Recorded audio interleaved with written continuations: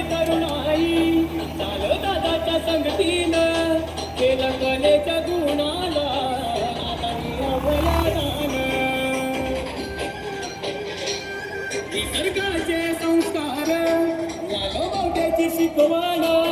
जन्मदेशाच्या कारणी जीव पालघर जिल्ह्याचा